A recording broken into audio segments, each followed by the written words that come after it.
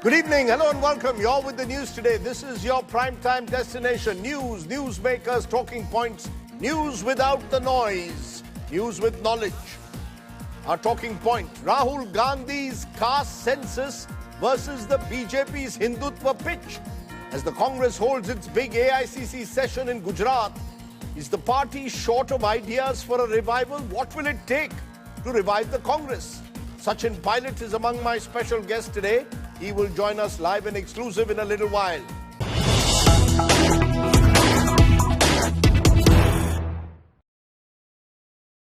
But the big story that's breaking at the moment, 2611 terrorist Tahawwur Rana is being brought to India and is on his way back to the country. Rana took off from the United States at 7:10 p.m. Flight is expected to reach Delhi on Thursday afternoon, where he is expected to be immediately taken into NIA custody. Rana is believed to have been one of the key plotters in the 2611 case. Joining me now is our National Bureau Chief, Munish Pandey, for more. Munish, Tahawwur Rana's extradition, how is the NIA and the government looking at it? Do they believe that Tahawwur Rana could hold the key to bringing out the Pakistan connection even more directly? Absolutely, Rajdeep. And what we have been given to understand is that, this message is going to be on a large scale. It is not only about 2611 or the 180 lives which were lost, during the 2611 attack, but the government and NIA's plan is to expose Pakistan, because Tahawwur Rana is someone who was working with David Coleman Headley. Tahawwur Rana is someone who was linked to ISI. There are evidence which has been collected by the Mumbai police as well as the National Investigative Agency, which links Tahawwur Rana to the Pakistan connection. It is not only about Pakistan's ISI, but also Pakistan Army. So that is going to be the larger message of India as far as the global messaging is concerned, that Pakistan is a state which has sponsored terrorism from last many years. And in 2611 attack also, no matter how many times Pakistan refuses to accept that this was sponsored by them, India is planning to expose Pakistan on a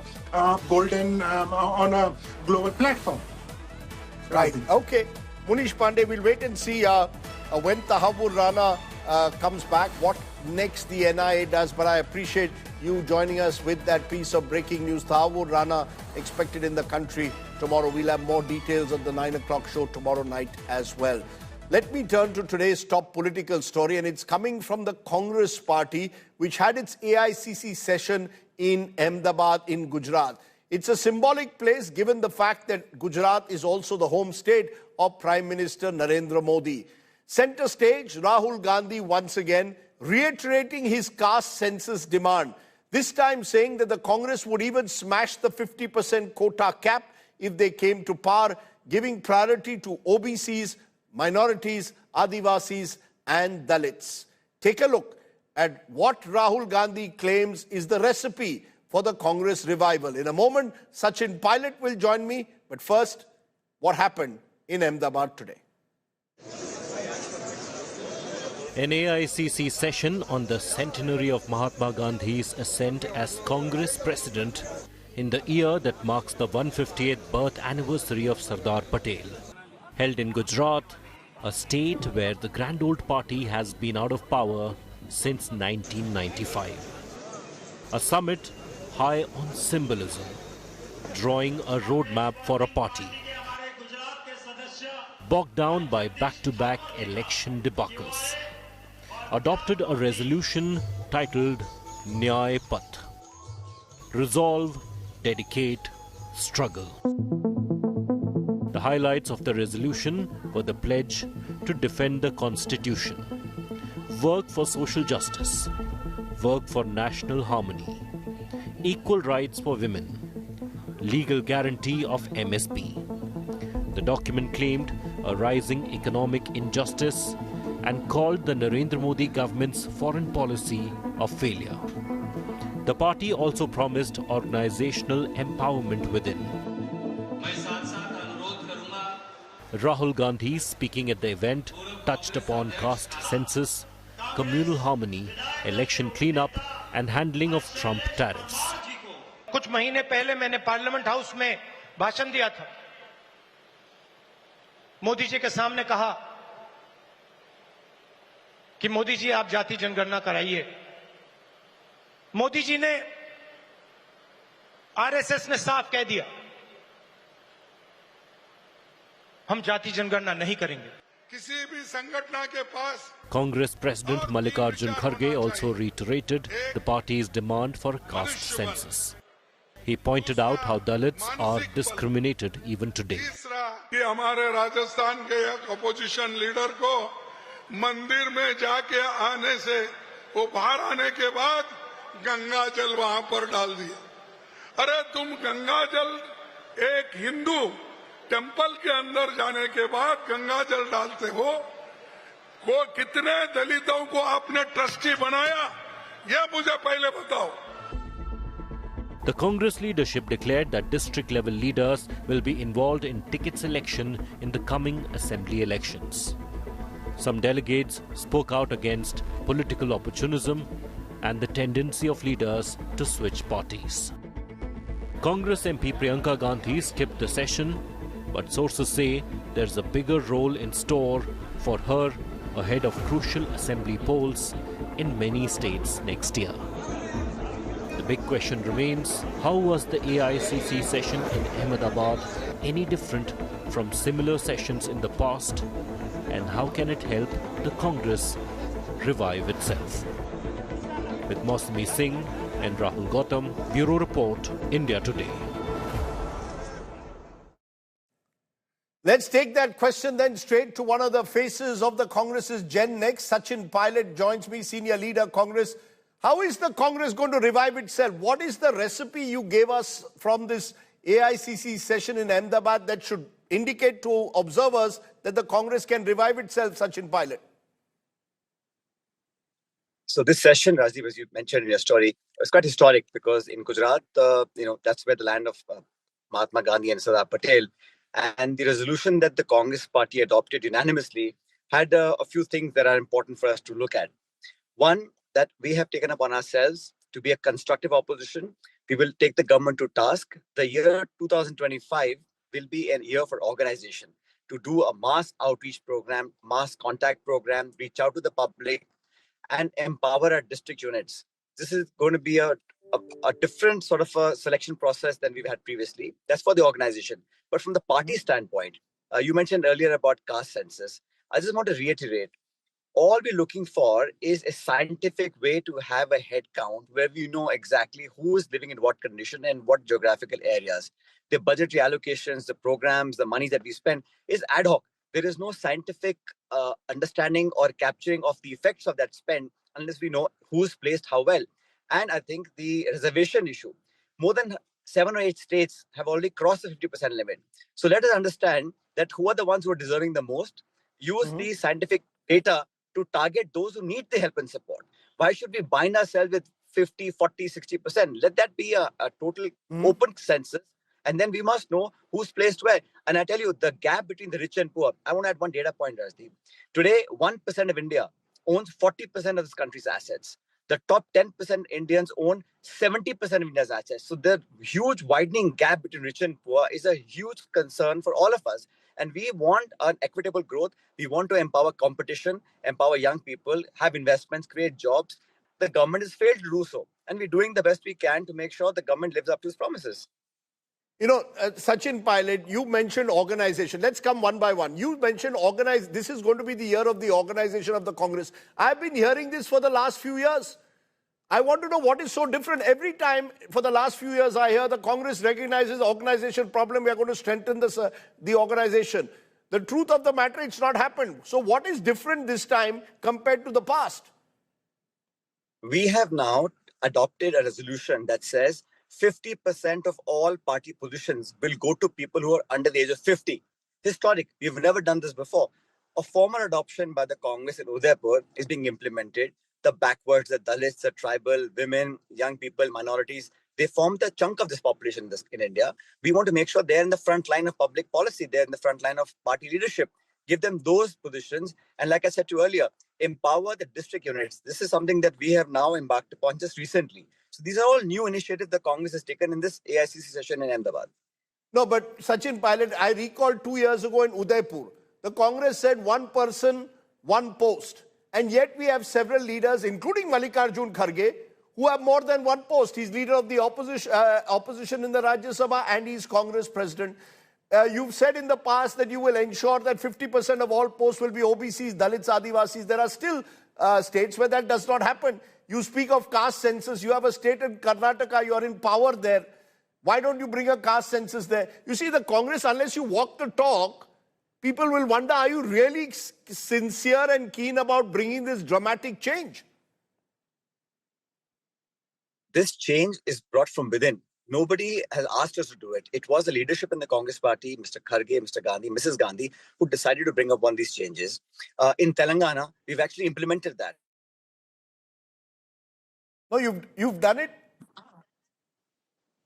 Yes, we've done it in Telangana just recently. Hardly a month ago, we've done it in Telangana, and Karnataka will follow suit very, very closely. But a national census is what we're looking for, and the government is shying away from it.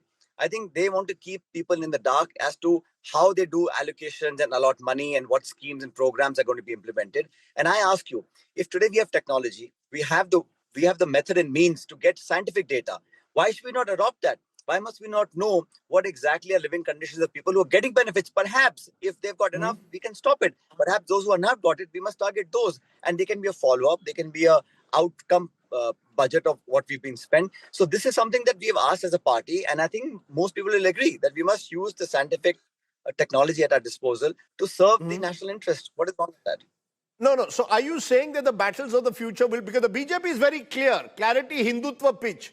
The Congress seems to be veering to the pitch that caste census will be the way we will combat Hindutva. There will be those who will say you are also playing divisive politics.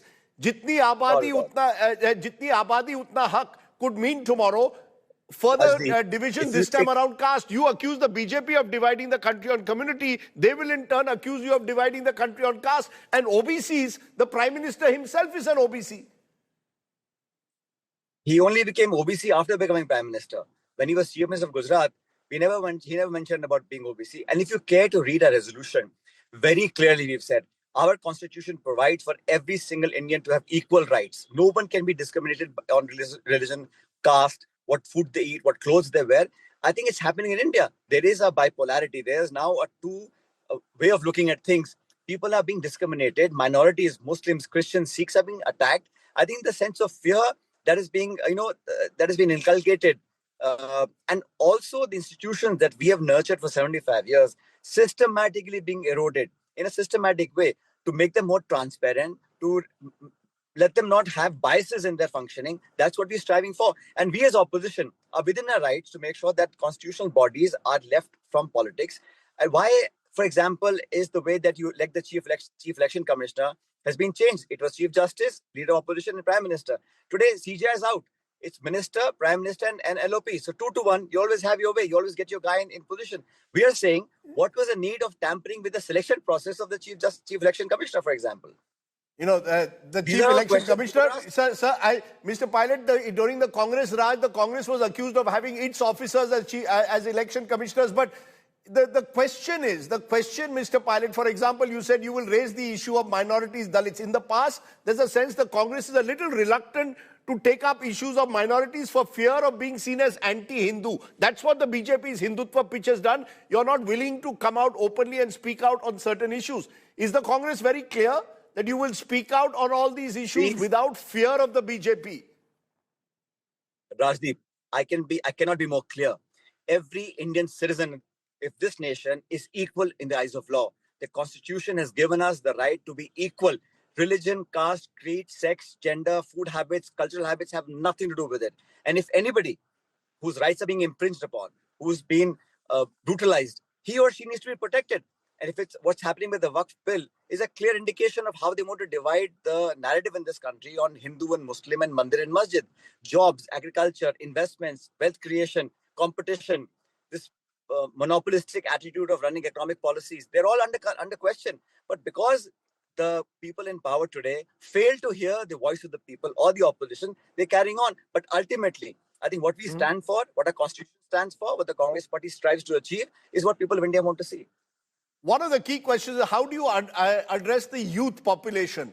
I heard Shashi Tharoor's speech during your session where he said that we need to get the new voters back into the Congress fold. We need to increase our footprint in that sense. What are you offering as an attraction for new young voters, many of whom have gone with the BJP? They represent, many believe, the politics of aspiration. How will you attract the newer, younger demographic that is not worried about what the Congress did 100 or 150 years ago, but what will you do for them now and for the future?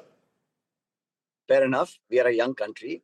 And young people who are educated, who have the skill sets, need to be given that platform. They can display their imagination, their creativity. They can be gainfully employed and have proper competition. We must create wealth, but in the right ways and right means. People must have the opportunity to prove themselves. And today, I think what we need to do, Rajdeep, is India must live up to its potential. This youth dividend will become a liability very soon.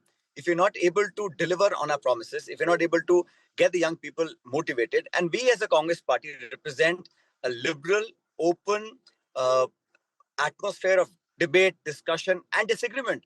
So today what is happening is that one shoe fits all, one ideology, one way of thinking, one way of talking is being forced upon people. But look at our colleges and campuses. Look at the fear this government has tried to create in the minds of young people.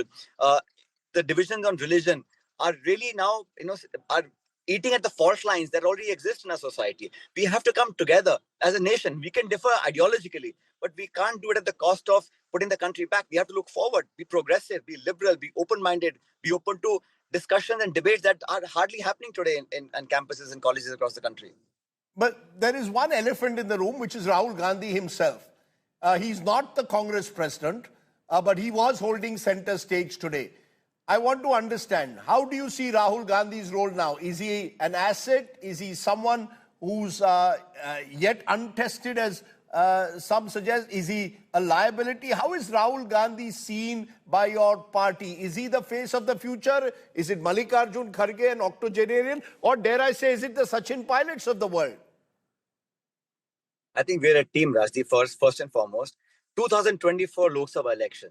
I have no hesitation in saying that Mr. Rahul Gandhi's 4,000-kilometer Padyatra across the country really united not just the party, but also the country. And we raised our tally from 50 to 100. Credit of all that goes to Mr. Gandhi. I think we must appreciate the fact that he put himself out there in the face of everything that came at him.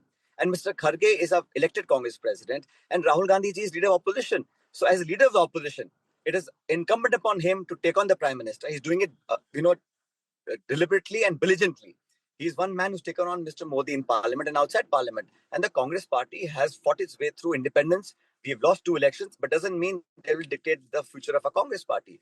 We have leadership at state level. We have central leadership. We have Mrs. Gandhi as party chairperson. All of us work together, consult, debate, discuss, and then formulate policies. But yes, he's leading from the front, a fearless man who has taken the entire state power of the government of India and yet not relented. I think we owe him that appreciation of leading the Congress party this far. So he is your face, he is your mascot. The reason I'm asking you, there's a sense that the Congress party still lacks the aggression that it needs on the ground. It's one thing to be aggressive at a party session. The session is over, you all will go back to your various posts across the country. The Congress has become a lazy party. It's not passionate enough on the ground to take on a juggernaut like the BJP. Congress party is a dynamic, flexible, vigilant Congress party. We are in the opposition, and I understand what our role is. We have been on the streets.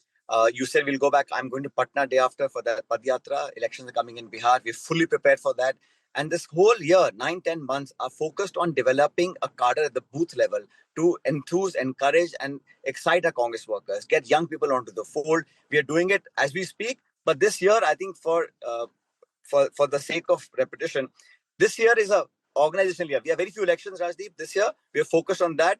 And believe you me, and I say this all the time, today's opposition is tomorrow's government. Today's opposition is tomorrow's government. Where will Sachin Pilot be? Will he be still looking at that? What is your future in all of this, if I may ask? When will they empower the pilots of the world?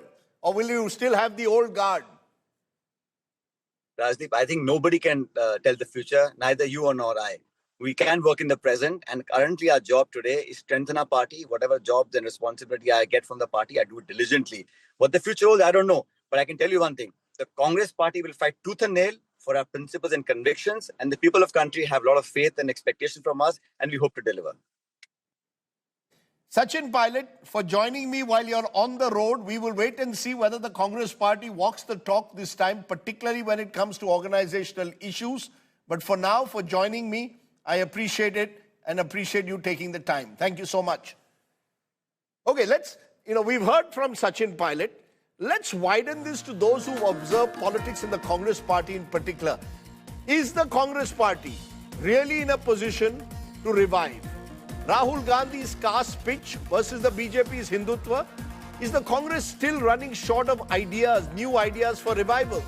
Is organization, which Mr. Pilot spoke about, the key to the party's revival? And the elephant in the room, are the Gandhis a liability or an asset for the Congress? Sanjay Jha is someone who's been with the Congress party. He's now still, I guess, suspended. Javed Ansari, senior journalist, has covered the Congress for decades. Rajat Sethi is someone who's been associated with the BJP's campaigns. He also joins us. Appreciate all of you joining us. Sanjay Jha, I want to come to you first. You very interestingly today put out on Twitter a 5-point agenda for revival of Congress, saying they should have a shadow cabinet, have a model state which should be showcased. What do you really believe is the key to a Congress revival? Is it possible to revive the elephant? Rajdeep, let me tell you that if the most corrupt, divisive and authoritarian government of the BJP has been so successful and continues to win elections, the credit must be shared equally between Prime Minister Modi and the Congress party. I believe in politics like in sports, your opponent doesn't defeat you, you lose it. And I think the Congress is a classic example. I was loving your conversation with my friend Sachin. He's a very dear friend of mine and I have a lot of respect for him. The truth is that, Rajdeep, the Congress needs to stop wasting its time on these usual resolutions. It is time for execution. All the pontification and inclusive India, the idea of India, secularism, the minorities, Dalits, caste reservations are absolutely legitimate. But the only way you can actually change India's rather darkening and slippery democracy and its future is if you win elections. I would have liked this AICC session to be focused on, one, inspiring the cadre. I can tell you I've traveled a lot during my active period with the Congress. And I say hats off to these guys who actually go door to door and in campaign, who are not invited to these AICC sessions. They are the people that the Congress party needs to invigorate. And my 5 ideas apart, where I even talked about a bloated Congress working committee, the fact that you need vice presidents to invigorate the party, you need a more robust Seva Dal. These are the big ideas that the Congress party needs to incorporate. Now, if you follow this AICC session, and I support the Congress, I will continue to do so. The problem is that if you don't defeat the BJP, all these grand ideas come to naught.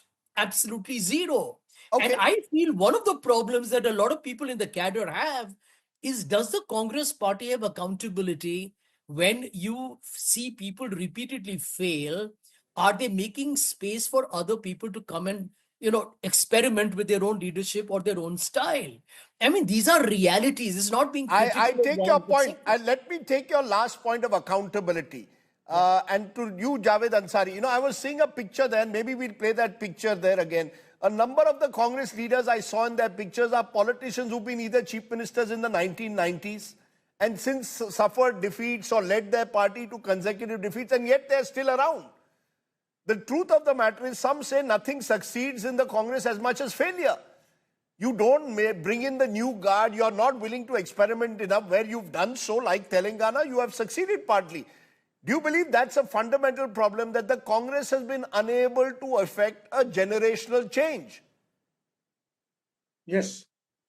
I think I agree wholeheartedly with this. One of the major problems with the Congress party is its inability to change and change in time, and its ponderous style of functioning.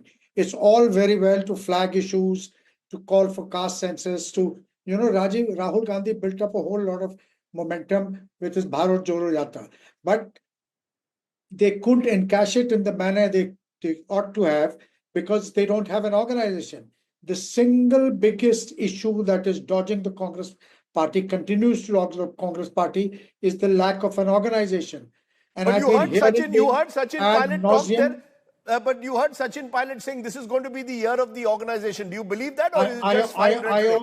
I also heard Rajiv Gandhi say in the centenary, AICC centenary in Mumbai. I heard Narasimha Rao. I heard Mrs. Sonia Gandhi. I heard Dr. Manmohan Singh. I heard PV Narasimha Rao. I've heard Rahul Gandhi. All of them said the same thing, but nothing has changed. The big question is why? Who's stopping them from making these changes?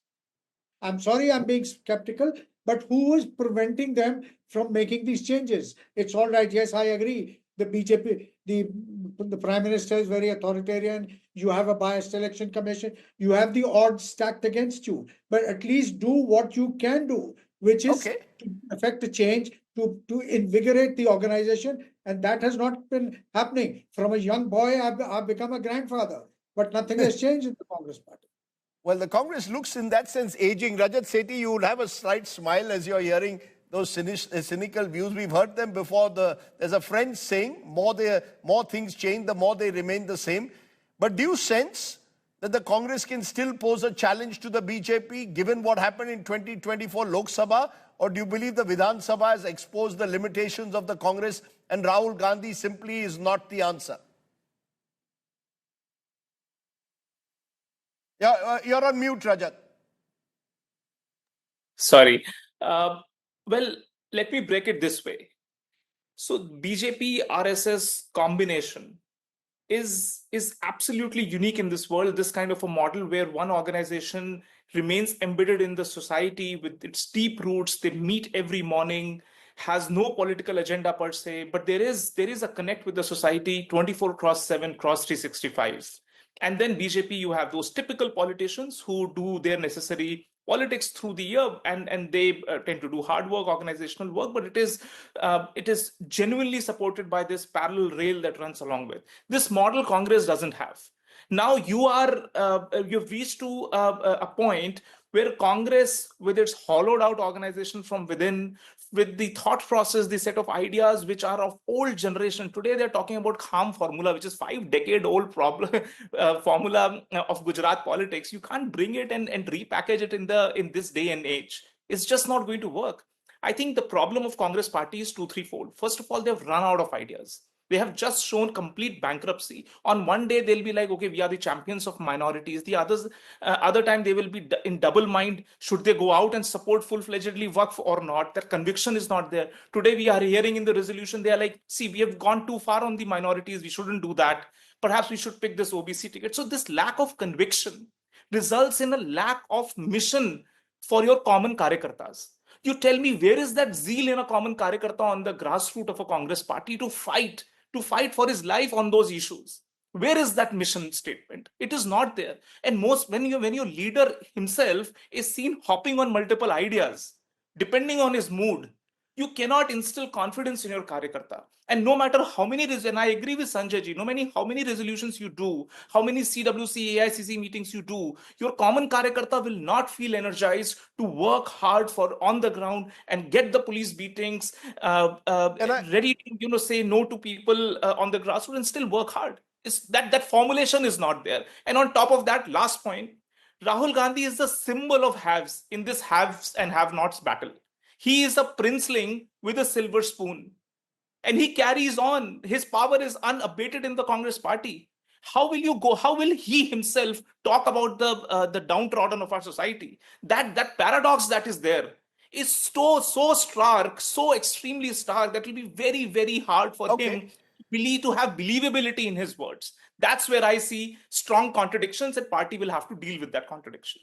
Sanjay Jha, good last point made by Rajat Sethi. Says Rahul Gandhi is a fifth-generation dynast. Yes, he speaks passionately now about the caste census, but you're an entitled politician speaking about empowering people from disadvantaged groups. Is there a paradox, as Rajat Sethi suggests, or do you believe Rahul Gandhi is the right person to lead the Congress into the future? You see, Rajat says the right thing, but I will give you an example of Donald Trump, a man who's been a multi-billionaire and owns the most glitzy five-star hotels, but is a hero of the working class and the white unemployed American in the Rust Belt. It's all about the way you position yourself and the way you have your political communication. It's a paradox, but it's a solvable paradox. Here is the point, Rajdeep. The Congress party has not won an absolute majority on its own since 1984. You know, people don't understand that even within the party that you have been on a secular decline for a long time. I expected in this particular AICC session, from whatever I have got of it, that the entire focus should have been on how do we win this? And you will require a combination of an organizational renewal, ideological clarity, political campaign, leadership. Everybody had to be focused on how do I deliver brass tacks bottom line. Politics doesn't give you a silver medal. The winner takes it all. And that's the kind of approach you need in politics. I'll give you one example, Rajdeep, you'll find it fascinating. I agree with what Javed said and what even Rajat said. Rahul Gandhi does an extraordinary 2 Bharat Jodo Yatras. And his political brand is still down after a year. I mean, I can't imagine a single politician who would do such a mammoth, wonderful walk of such an inclusive nature, hard work, not easy for anyone to do. And the Congress and Rahul himself has allowed that advantage to fritter away. I think these are the issues. The Congress, Rajdeep, I'll be very frank with you, is an incrementalist party at its core. And it is not able to reconcile that in the age of Mr. Modi and Shah, you need to be probably more risk-taking. You need big ideas. You got to reimagine the Congress. And I'll throw up one more suggestion on your show before it ends. I would request the Congress party today through your program to kindly resign from leading the India Alliance. Let the India Alliance get an Akhilesh or a Mamta Banerjee or a Mr. Stalin or Uddhav or even Arvind Kejriwal. Focus on your organization, revamp and renewal. 2025 is a year that gives you a window. You're fighting one Bihar election with the RJD being the big brother. Focus on what you need to do in the future. Spend time internally to sort your issues out. And if you have a new leader in the India Alliance, you still be a leader of opposition. You still have 100 members in the parliament. And you will actually allow a diversity of leadership voices to strengthen the India Alliance. Many will say that ship has sailed. The Congress could have allowed Nitish Kumar to become convener. He wouldn't have left. Potentially, Chandrababu Naidu could have joined you. And who knows, you would have been in power today. That's the nature of Indian politics. As some say, Congress has never missed an opportunity to miss an opportunity. But Javed Ansari, as someone who's tracked the party, do you see anything, any hopeful signs for this party at all? Do you believe that the tide can turn, or do you believe that the Congress needs, its best is in the past now? It still lives too much in the past. Well, all that you say is partly true, but there is still some hope. The intent is there. The intent is there, but you need to be able to put that into practice. You need to be able to affect those changes. Like Sanjay said, there's been no dearth of resolutions in the Congress party. If you pick up this booklet, the history of the Congress is just full of these pious resolutions. But please translate that into action. And who's preventing you? Maybe it's too tired. Maybe it's too tired. Maybe it's a party of power which cannot deal without being without power for the last 10 years and therefore doesn't know how to deal with life without power. It doesn't have the luxury of being tired and of being, living in the past. If they want to, if they want to exist, if they want to continue, they need to be able to affect those changes. You mentioned to me when we were speaking earlier today the 3 C's that the Congress needs. What are those 3 C's? The Congress needs continuity, it needs conviction, and it needs consistency and clarity. Okay, and above those all, are 4 C's. 4 C's. And above all, continuity is the one which, is the question mark, because do you believe that the Gandhis alone can run the Congress, Javed Ansari? Well, nobody alone can run it. The Gandhis can be at the helm, but there has to be greater teamwork. And it just doesn't mean that Gandhi is running it with the help of one gentleman. Okay. There needs to be the whole. Rahul needs to build a team like Rajiv Gandhi did. He picked these youngsters, not just one youngster. He picked a lot of these people, the Ashok Gehlots, the Ahmed Patels, the Rajesh Pilots, etc., and built a team. That's what Rahul Gandhi has not been able to do. Okay. I just want to get Rajat Rajat Sethi the answer to you. Rajat Sethi for a final word. Is the BJP worried about the Congress, or is the Congress the perfect enemy? When I look at the numbers, the BJP strike rate against the Congress is pretty phenomenal in the last 3 elections. They win, almost 80% in 2 of the last 3 general elections, 80% in direct contests. Is the Congress at all worried about, is the BJP at all worried about the Congress, or more worried about some new leader emerging from the regional parties or from some other party? Is Rahul Gandhi the perfect enemy? Well, one thing that you will realize when you speak to a BJP worker on the ground, they're always, worried about the opponent getting a chance. They have greater sort of worry, and they therefore have that mission, that zealousness to work hard on the ground. They perhaps have greater hope that Congress might come in, and therefore I need to work hard than even an average congressman. This is the clear difference. This is why BJP consistently, and through its cadres, through its various aspects of engaging the cadres around small micro events, but also not allowing a level playing field. Rajat Sethi, while you valorize the BJP's efforts and organization and resources, there's also a sense the BJP no longer under Shah Modi allows a level playing field in Indian elections. See, no politics is a level playing field. Congress has been the Goliath for 7 decades in our country. So they're talking about being this poor David. That story is not going to cut the ice. They have been in power for a fair share amount of time. They have exemplified through whatever they did or didn't do, acts of commission, omission. They have laid before this country what we are. We don't need a test from a Rahul Gandhi to tell, oh no, we are not this, we are something this. See, this is why I'm saying at this day and age, when they need to speak to a youngster like me, they need to have an elevator pitch. Tell me, what is their elevator pitch of their entity, their company? What do they stand for? They can't put it in one line. And this is the challenge before Congress Party. And I give Sanjay Jha who likes one-liners. Give me a one-liner. Rajdeep, beyond anti-Modism. Resolutions. Beyond anti-Modism, what is the one-liner Congress gives as a pitch? No, Rajdeep. Come on, Sanjay Jha, come up with a one-line pitch. Look at their CWC resolution. It's a 10-page resolution. You cannot make head or tail out of that entire resolution. And if you look at it, they are talking about Sardar Patel, a perfect slippery slope on which BJP would love to drag the Congress and every single leader of the Congress that slope.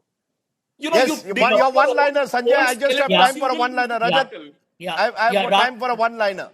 Rajdeep, I believe my one-liner is to the Congress supporters, workers, the people watching your program who support the Congress. My one-liner to everyone from the Congress will be, you fought for India's freedom struggle and you defeated the British and brought to the end the British Empire. And now you are losing to Mr. Modi and Mr. Shah? Come on, the Congress can do much better than that. Okay, let me leave it at that. Rajat Sethi, Sanjay Jha, and Javed Ansari, the Congress always makes for interesting discussion. And maybe observers seem to be more worried about the demise of the Congress at times than the Congress party itself. That's another debate for another day. But I appreciate my guests joining me on the show tonight. Let's turn to tonight's ground report, which comes from Murshidabad in West Bengal. At least 22 people have been apprehended following instances of violence and arson during a protest rally against the passage of the Waqf Amendment Act 2025 in Murshidabad. The issue has escalated into a political face-off with TMC and BJP blaming each other ahead of the West Bengal elections next year. Take a look.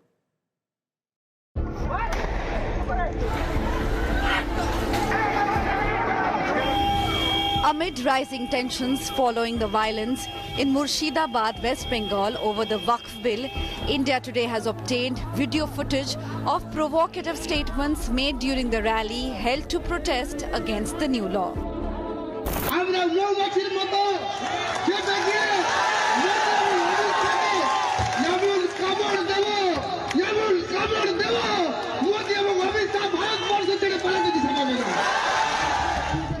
The rally, organized by the Imam Mohideen Association and supported by various social welfare groups, was characterized by inflammatory speeches, some even calling for protests similar to those in Bangladesh that ousted Sheikh Hasina from power.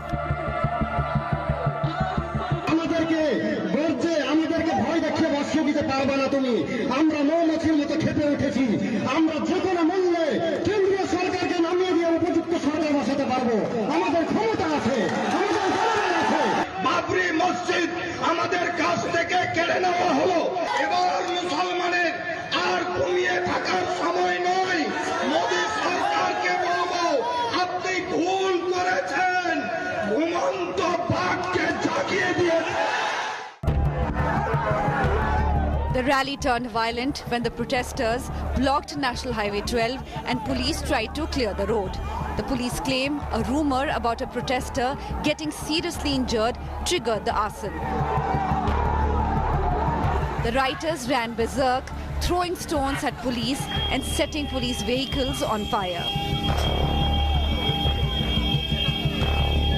The police fired tear gas and resorted to lathi charge to regain control of the situation. This is now a full-blown political war between the TMC and BJP.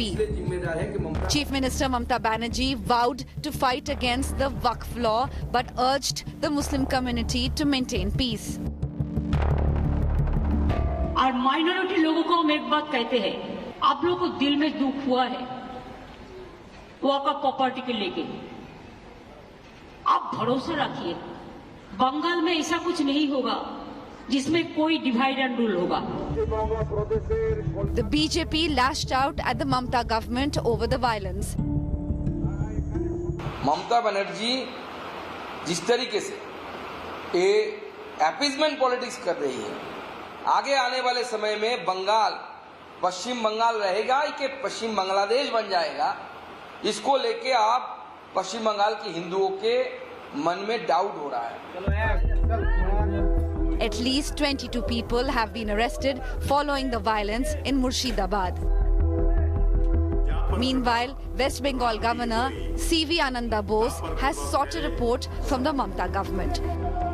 With Suryagini Roy, Inderjeet Kundu and Rajesh Saha, Bureau Report, India Today.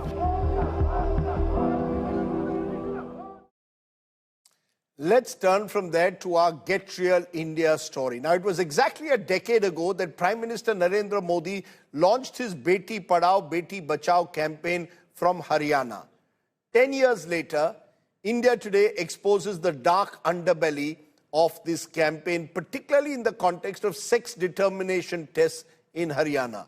The faces who are the key players of a mega scandal that show the hollowness at times of political slogans.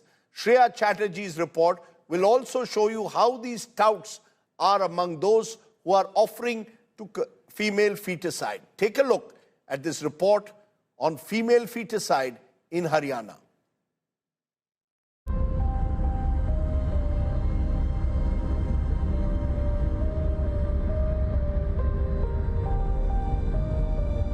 With the help of our contacts in Hisar, we made a breakthrough. We were given the details of a woman named Usha at the Hisar Civil Hospital. Usha worked as a health worker in AIDS prevention, but behind that facade was a key player and a trusted tout in the illegal sex test business. To expose this racket, we went undercover, posing as a family from Panipat. We dialed Usha for an appointment, saying we were desperate to ascertain the gender of our unborn child. Hello Usha ji. हाँ जी. उषा जी, मैं गौरव बोल रहा हूँ. हम दरअसल हमको USG कराना था अपनी पत्नी का. अच्छा जी. तो मैं आया था सिविल अस्पताल. तो सिविल अस्पताल कौन सा अल्ट्रासाउंड करवाना चाह रहे? मुझे वही 2 बेटी हो चुकी है, हम तीसरा बार में चांस देना चाह रहे थे बेटी का. अच्छा, नंबर किसने दिया सर? नहीं, अस्पताल के बाहर ही मिले थे, कर्मचारी थे. अपने सिविल हॉस्पिटल से? हाँ, सिविल अस्पताल हिसार. अच्छा. Convinced about her background, Usha finally agreed to facilitate the test. She spoke in a business-like tone, explaining the cold economics of the illegal business. अगर रंगीन वाला तो करवाओ तो उसमें तो 2 लाख रुपए लग गए हैं। ये रंगीन वाला और इसमें फर्क क्या है? फर्क ज्यादा क्या है मतलब समझ में फर्क नहीं हुआ। रंगीन वाले में पूरा टट्टा मतलब कलर है क्या मतलब कलर होता है। अच्छा।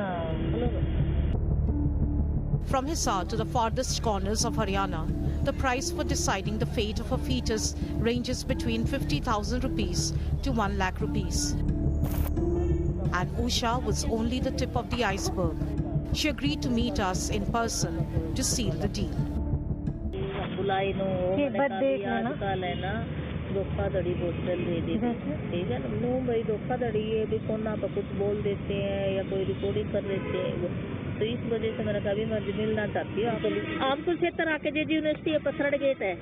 हाँ वहाँ मिल लेना हम दोनों उतर लेना थर्ड गेट पे उतर के हमारे पास कॉल लगा लियो। हाँ। ये दीदी पास मिला लिया मेरे पास मिला लिया अपने हथियार मिलेंगे वहाँ। आप दोनों यहाँ। Talking to Usha, we also learned this was not just a gender test. It was a full package deal. लड़की बता देगी तो आपके आगे पूरा पेशेंटा दिखवाऊंगी भैया काट बाड़े के बच्चे को नहीं दिखवाऊंगी। पूरा बच्चा डिलीवरी करवा के पूरा बच्चे की फोटो दिखाऊंगी। लड़का हो गया हुआ हुआ है 1 महीने 8 दिन होते हैं ना या 10 दिन के भीतर मैं दवाई देती हूँ। ठीक है आप मेरे घर आना पड़ेगा अपने 12 क्वार्टर गली नंबर 13 में मेरा मकान है। हाँ। फिर पूरा एड्रेस लिख लो नंबर लिख लो मेरा। ठीक है। So how does this racket thrive despite a strict law? First, it is difficult to track down slippery touts and secretive clinics. The other factor is new technology.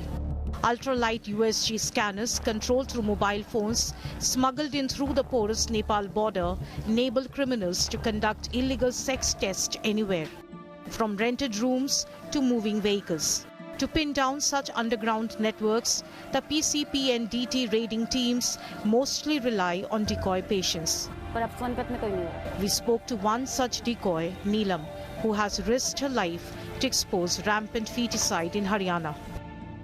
Daily तो कम से कम 5-7 तो आराम से करवा रहे हैं। जो पहले जितनी बुजुर्ग हैं पहले की औरतें हैं लेडीज हैं दादियाँ हैं सास हैं उनको सब ये जाता है कि हमारे घर में एक लड़का हो पोता हो कि जो बेटा है वो वंश चलाएगा आगे। मेरे साथ भी ऐसे हुआ था। मेरी 3 बेटियाँ हैं।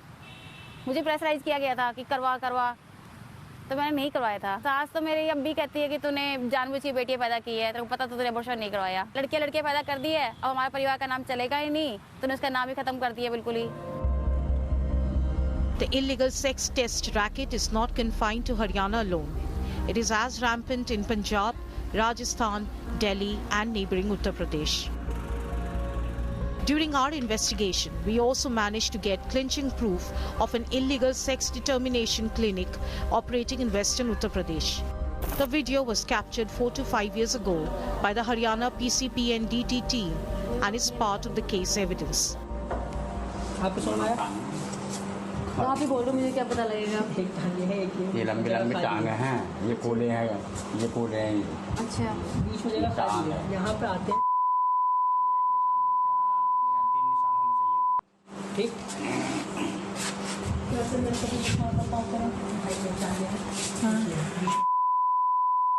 हाँ लड़का होता। अच्छा बस तो लड़की है मतलब आपके हिसाब से पक्की बात है।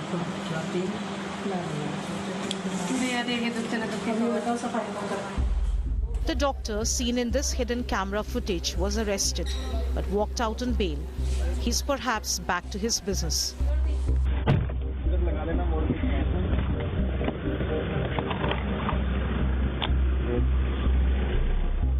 Our investigation also led us an accused under the PCP and DT Act who is now out on bail.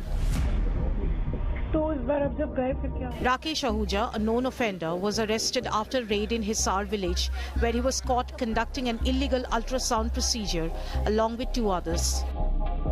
In a bid to escape, Ahuja jumped off the roof of the house, breaking his leg in the process. मैं तो मेरे पास यही bike है और यही bike ही उसकी ठीक है। ये कब की बात है? ये आई थिंक बात है मेरे ख्याल से 2017-18 की बात है। टाइम हो गया। तो यार तुम चले अंदर वो कर रहे हैं मैं बाहर खड़ा हूँ 70-80 पुलिस वाले आगे। अच्छा बताऊंगा Despite his injury and legal troubles, Ahuja continues to run a makeshift clinic. He denies his involvement in the illegal ultrasound test, claiming he was merely accompanying a friend when the raid happened. Yet, in the same breath, he complains that he never got paid for all his troubles on that fateful day. आज भी मैंने उस लड़के से आज भी मैंने payment लेनी है भाई मेरे खुद के personally When asked how his friend managed to escape, Ahuja claimed that the police took 10 lakh rupees bribe to let him go. रुकने का नाम नहीं ना भाई कोई रुकने का नाम नहीं पैसे बोले थे भाई उन्होंने 10 लाख रुपए मेरे पास नहीं है 10 लाख सीधी सी बात 10 लाख रुपए किसने बोले थे मतलब जो वो पुलिस वाले थे जो अच्छा खैर 10 लाख ये सब ये हो रहा है 10 लाख दे दे जितने भी लोगों के पास दे रहे हैं रेट के नाम हमारे संरक्षण में काम बस एक्सटॉर्शन चल रहा है रेट के नाम तो इसीलिए काम नहीं बंद हुआ है ना काम बंद नहीं हुआ है Ahuja further revealed how notorious operators like Dr. Anantram continue to run their business without fear. According to him, Anantram, who is currently in jail, still manages to organize ultrasound procedures from behind bars. Anantram बरवाड़े वाला है तो jail चला गया तो भी नहीं वो बाहर है फिलहाल परसों तो उसने किसी का अल्ट्रासाउंड किया है यार फिर से यार फिर आप भी जेल गया था सुप्रीम कोर्ट के ऑर्डर पे अरे मैम परसों उसने किसी का अल्ट्रासाउंड किया और मेरे पास रिपोर्ट आई है इस चीज की बोले डॉक्टर साहब बरवाड़ा करवाया जो ठीक है यार हमारा तो कोई मतलब ही नहीं है यार बरवाड़ा का नाम लेके एक सेकंड अल्ट्रासाउंड मतलब नॉर्मल अल्ट्रासाउंड हम वही कह रहे हैं नॉर्मल नहीं लिंक जांच करवाया फिर से no You watched how ruthless and cold the people operating these underground clinics are. The story now takes an even more personal turn as I go in as a decoy in a Beti Bachao Beti Padhao raid. Stay tuned for a raid that has been caught on camera. To tonight's Good News Today story. Now, in recent times, there's a belief that the Hindu-Muslim divide is such that a Hindu can't win from a Muslim-dominated area and vice versa. Well, a village of Siroli in Haryana's new district, which is Muslim-dominated, has elected its sole Hindu Panchayat member as the Sarpanch. 30-year-old Nisha Chauhan is now a Sarpanch of a Panchayat which has 15 members, of which 14 are Muslims. Perhaps Haryana can show the way. It's our good news story of the day. Thanks for watching. Stay well, stay safe. Good night, Shubh Ratri. Jai Hind, Namaskar. Nisha Rani is the new Sarpanch of Siroli village in Haryana's new district. Her recent election as village head is special for one big reason. Nisha was picked as Sarpanch of a Muslim-dominated village where 14 of the 15 members are Muslims. मेरे गांव वासियों ने जो भी उम्मीद हमसे बांध रखी है उनके लिए मैं खरी उतरूंगी। मेरे गांव में जो भी कमी है पानी की और सड़कें वगैरह जो खराब हुए हैं उन्हें सब को सही करवाऊंगी। उससे हमारे भाईचारे पे कोई फर्क नहीं पड़ता। हमारे यहाँ शुरू से ही हमारे बुजुर्गों से ही एक मिसाल है। हिंदू मुस्लिम जो भाईचारा है वो बरकरार है और रहेगा आगे भी। 10 panchayat members took part in the election and all voted for Nisha Rani. Total 15 पंच इस ग्राम पंचायत में है, जिसमें से एक पंच ने रिजाइन दे रखा है, तो अब कुल 14 सीट है, जिसमें से 10 पंच हाजिर आए थे और उन सभी 10 पंचों द्वारा निशा पंच के पक्ष में मतदान किया गया।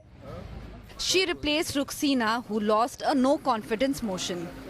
कि हमने इससे उम्मीद है कि बढ़िया कार्य करेगी। मैं पंच हूँ, हमने इसको 10 मेंबर आए, 10 ने निशा के लिए मत किया है, निर्विरोध चुना गया है।